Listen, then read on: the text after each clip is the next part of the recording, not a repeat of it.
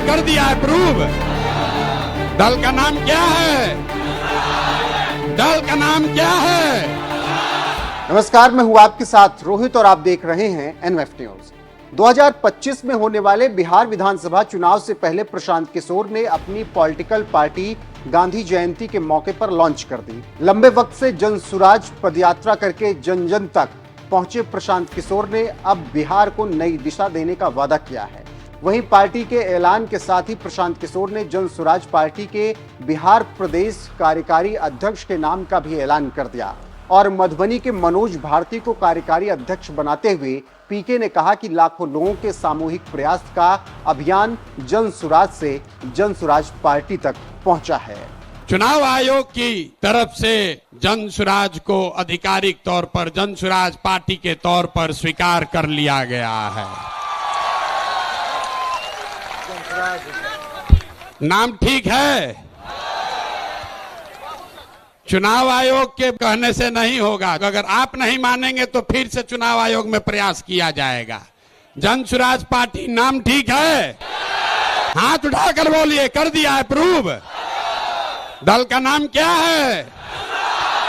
दल का नाम क्या है?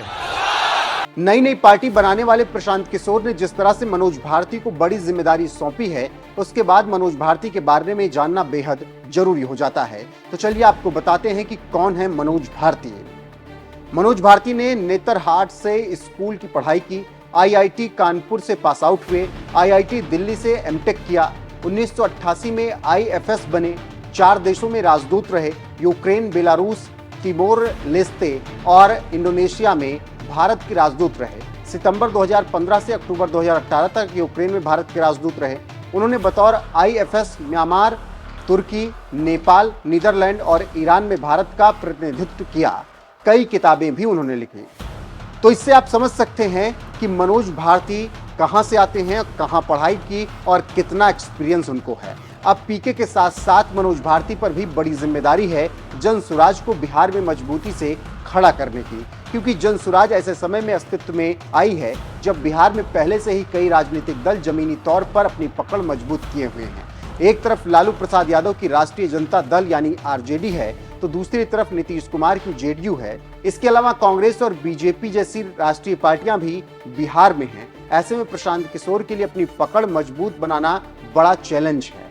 इन्हीं चैलेंज से अब निपटने की तैयारी जन सुराज को करनी पड़ेगी और दलित समाज से कार्यवाहक प्रदेश अध्यक्ष बनाकर प्रशांत किशोर ने पहला बड़ा दांव चल भी दिया है। और इसके बाद उन्होंने बयान देते हुए कहा है, बिहार में हमारी पार्टी बन गई है। हमने पहले ही साफ कर दिया था कि हमें कोई पद नहीं चाहिए। कार्यवाहक प्रदेश अध्यक्ष दलित समाज से बनाए गए हैं। हमने दलित अध्यक्ष इसलिए बनाया क्योंकि वो सक्षम है। जन सुराज में जात पात के नाम पर पद नहीं मिलता, बल्कि उसके अनुभव और काबिल होने के आधार पर जगह मिलेगी। फिलहाल जो भरोसा प्रशांत किशोर ने मनोज भारती पर जताया है, उनकी पहली परीक्षा इसके बाद 2025 बिहार विधानसभा चुनाव होगी।